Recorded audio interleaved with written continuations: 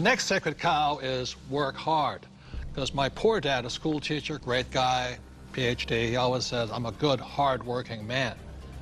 And my rich dad had a different point of view, and he had me read this book by Mark Twain. It was a story of how, I think it was Huckleberry Finn or somebody, got the other kids to paint the fence for him. He says, that's working hard. You want other people to work hard for you, and you want your money to work hard for you. That was his lesson. And a lot of people really, you know, they can't wait till Friday because they hate their work so much, and they dread Sunday because they have to go back to work. With us, I would say most of us are working 24/7, but we're working differently. And I love our work. And it's challenging, there's problems and all that stuff, but I love it. So we work hard, but we don't work hard in the normal sense of working hard.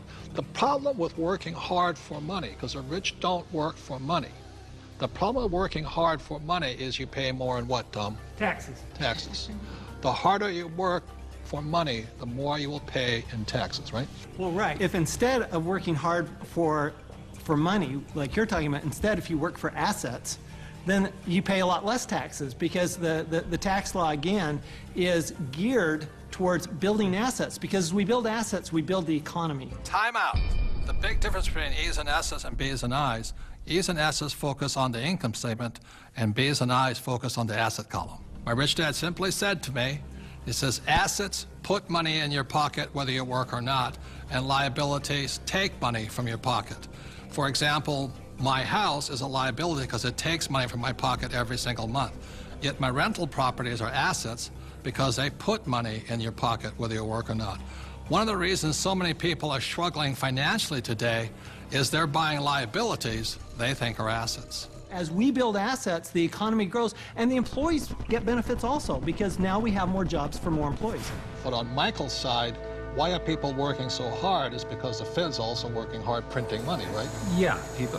I've got friends that just say, I need to get more hours, or I need to get a second job or something like that. They're working harder to make a few more dollars, but they don't realize that over this entire past decade, the average in real income after inflation has been falling. So the harder people work, the less they're making anyway, because the government and the Federal Reserve, the banking system, they're basically stealing it from them. Can we bring in the bags of coins right now? Thank you. I'm not going to hold that. Oh, I'll give you an example. In the year 2000, one gold coin cost $300. So this is $300 in U.S. quarters. Today, in 2010, that same gold coin, it takes $1,100 to buy the same coin. So the reason people have to work so hard to keep up, to keep paying money, is because the value of your dollars are going down. So the insanity of going to get another job, pay more taxes, and work harder, when how many dollars did the Fed print in 2009? From August of 2008 through 2009, they created about 1.5 times more paper dollars than it took 200 previous years to print. So that's why people are working harder, because your money is worth less. And it isn't the coin that changed. People don't understand that it isn't this price going up, it's the value of the dollar falling.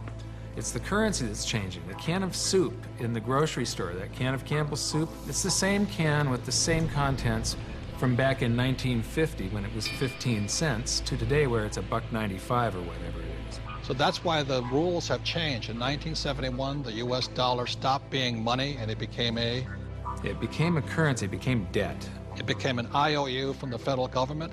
And the thing is, they can print as much as they like of it. And the more they print, the harder you have to work. It all takes place in your head. Take this glass here. In this case, the glass here is context. It holds the content, in this case, the water. E's and S's have a different context than B's and I's. Having a different context, E's and S's attract the sacred cows like go to school, work hard, live below your means. B's and I's, having a different context entirely, attracts a different type of content, different type of information, different type of education. Money is created out of your head. If you're a true B and I, you're not concerned is because just like the Fed, we can print our own money.